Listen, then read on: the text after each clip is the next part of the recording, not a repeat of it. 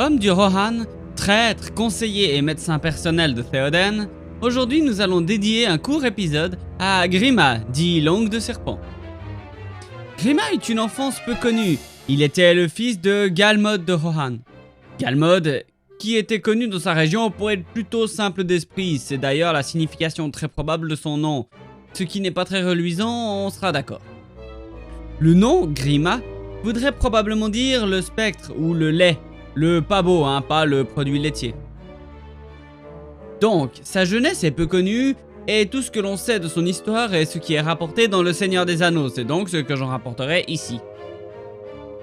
Grima était le conseiller de Théoden, le roi du Rohan au troisième âge. À un moment donné, Grima fut trompé et abusé par Saruman, qui lui avait promis la femme qu'il aimait et désirait le plus, Éowyn. Non seulement Grima informa Saruman des secrets du Rohan, mais il travailla également à affaiblir Théoden et son royaume par ses paroles et son poison. Cela permit à Saruman d'aider les ennemis du roi et d'amasser et de préparer une vaste armée, tandis que la puissance de Sauron s'étendait à l'est. Il est à noter là que quand on parle de poison, on parle évidemment de ces paroles qui insinuent le désespoir et la dépression par exemple, mais aussi du poison liquide en poudre ou autre. Pendant la guerre de l'anneau, les 9 Nazgûl vinrent au Rohan et interrogèrent Langue de Serpent qui, terrifié, leur répondit que Gandalf était passé par le Rohan et leur révéla également où se trouvait la comté. Il leur dit également que Saruman leur avait menti pour leur refuser cette information, révélant ainsi sa fausse loyauté envers son maître Sauron. Plus tard, dans la guerre de l'anneau, à l'arrivée de Gandalf, Grima a tenté de le discréditer, l'appelant entre autres Mauvaise Nouvelle, Lathpel ou le Corbeau de Tempête, jusqu'à ce que le magicien parvienne à guérir Théoden. Après cela, beaucoup de choses qui avaient manqué aux hommes furent retrouvées enfermées dans le coffre de Grima et on lui donna un choix simple mais sinistre. Partir au combat pour aider son roi ou s'exiler.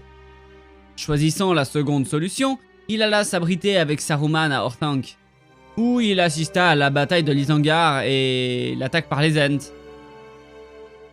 Suite à l'affrontement entre Saruman et Gandalf, il lança par erreur un gros rocher, qui était en fait le palantir d'Orthanc, sur les étrangers, sans savoir s'il détestait le plus Saruman ou Gandalf, donc il rata tous les deux.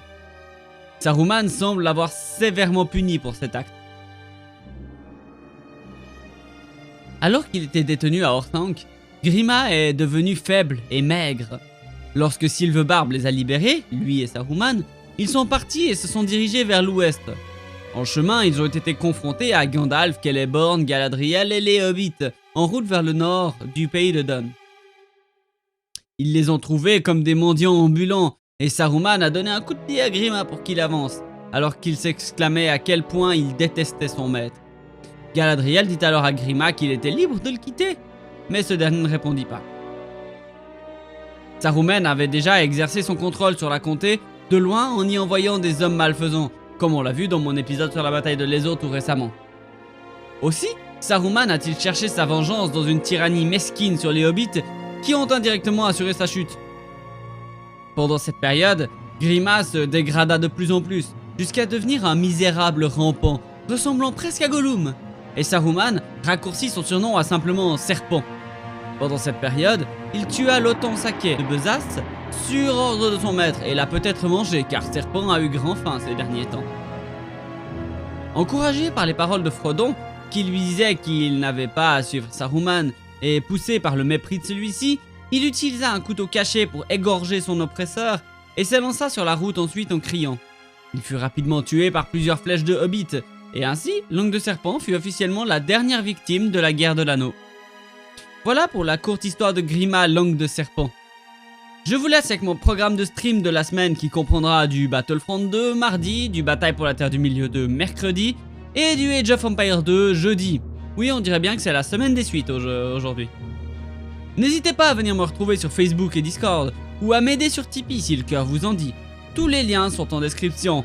Alors d'ici à la semaine prochaine, je vous dis à bientôt en Terre du Milieu. Ciao!